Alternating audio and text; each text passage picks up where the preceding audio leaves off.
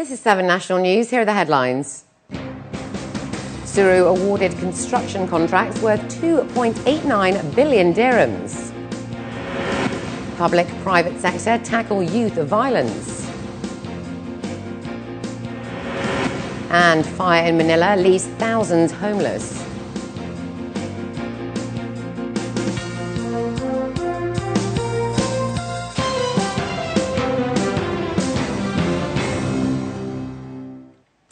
And in our top story, Suru Real Estate has been awarded construction contracts worth 2.89 billion dirhams to build homes for UAE nationals. According to a local report, the Abu Dhabi developer said it has been awarded 2 new contracts by the Urban Planning Council, comprising of a total of 1,470 villas to be delivered over the next 2 years. In a statement, the company says the new contracts in Al Ghuraiba in Al Ain and Al Salah in the western region will be developed in line with the UPC's Al Ain and Al Gharbiya's 2030 master plans and are due to be completed by 2012. The projects bring the total number of new villas being built in the Emirate through the Emirati Family Housing Programme to more than 13,000. The Abu Dhabi General Services Company, Misanada, has announced today that it has awarded 3 contracts worth 18 million dirhams for a comprehensive mechanical, electrical and plumbing programme for schools across Abu Dhabi. The issuing of the contracts, which will span 3 years, form part of the Abu Dhabi Education Council's initiative to develop infrastructure in schools. 3 specialised companies were selected to perform the necessary maintenance of schools and education facilities across the Emirate. Brookfield Multiplex will provide services for 112 schools across the cities of Abu Dhabi and Al Ain. Kofli Bisix will be responsible for the maintenance of 98 schools across the 2 Emirates. The third awarded company, Imdad Equipment, will offer its services to 114 schools in Abu Dhabi, Al Ain and across the western region. Now, there's been a notable increase in youth crime rates, according to senior officials and community leaders. The issue brought prominent members of the government and private sector together in a forum that aims to find solutions that will curb the problem before it's too late. Khadija Salih has this report. At a forum aimed at addressing youth and gang violence organized by the Community Development Authority, senior officials and community leaders say the alarming increase in the number of young people involved in violent incidents is a critical issue nowadays. One of the issues that has been discussed here, the youth themselves who really made those crimes or attempted the crime, they did not know the consequences of their acts. You know, is that prison? No, they haven't thought of going to prison, so they haven't thought of being caught, first of all. According to the authorities, many of these incidents involve those under 18 who employ knives and other sharp weapons to commit the crimes.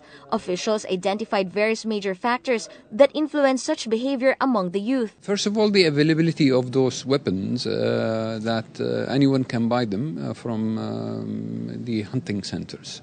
We prevent youth from buying cigarettes, but the weapon, the swords and the big knives are available for everyone to buy. According to the representative of the Ministry of Interior, they're working on laws that will really forbid the sale of weapons, the swords and the like of the swords to the youth. And I think that is a great news for us. That's a step for the prevention. In addition, officials also stressed the important role families, schools and communities play in ensuring the safety and security of the society, particularly the children and teenagers. What we have to do is to listen to them. We need the students' voice, the youth's voice. It is time to open dialogues with them and understand what is behind this. Then I think working together will address this issue.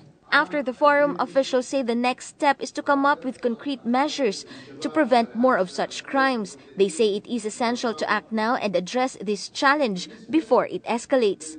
Khadija Salih, 7 National News. Dubai's electricity and water consumption has been projected to grow by up to 93% and 59% respectively by 2021. These figures are according to Yusuf Jebrel, the Executive Vice President of Planning and Electricity Projects for Dubai's Electricity and Water Authority, who accounts the rise to the growing population and economy.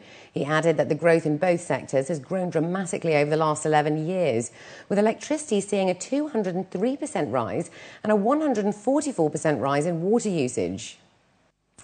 A second motorway between the capital and Dubai may be underway within 4 years in a bid to reduce congestion and improve road safety in Abu Dhabi.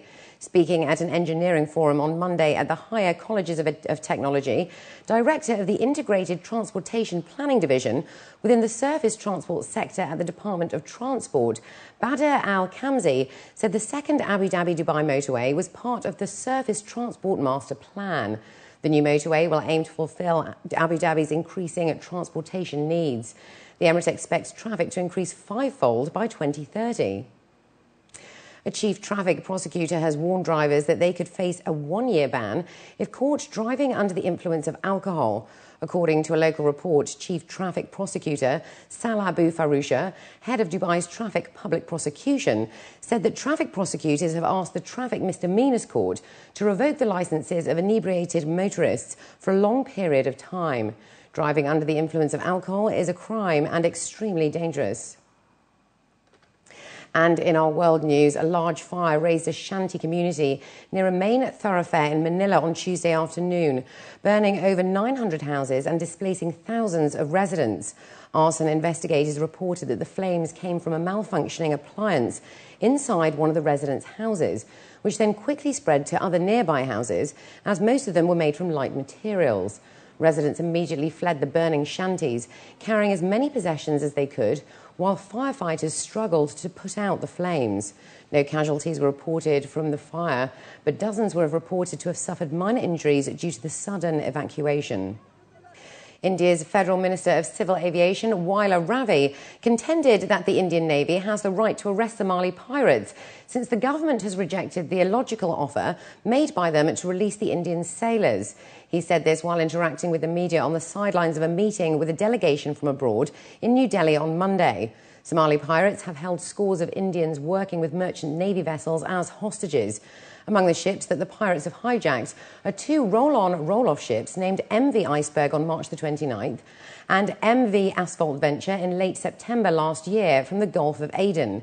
The government has failed to get the Indian sailors of the vessels released, as it rejected the swap offer of exchanging 100 Somali pirates in custody of Indian police.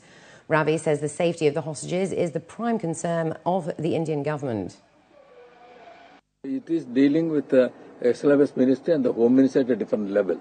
And because we have our Navy has went into action, we could prevent it to an extent. But they are using, and I think we have some good number of people in our custody also. I think they are using it as our hostages. They have taken our Indians, a few people are hostages, and trying to bargain with us. I believe the government of India will take a position. Of course, our prime interest is to save the life of every sailor. That is our prime concern. And that is maybe the guiding force of the government to protect the life of our Indian people. At the same time, the government may take a very correct decision immediate at the earliest. And up next, Linda Berenger has the day's business news, so stay with us.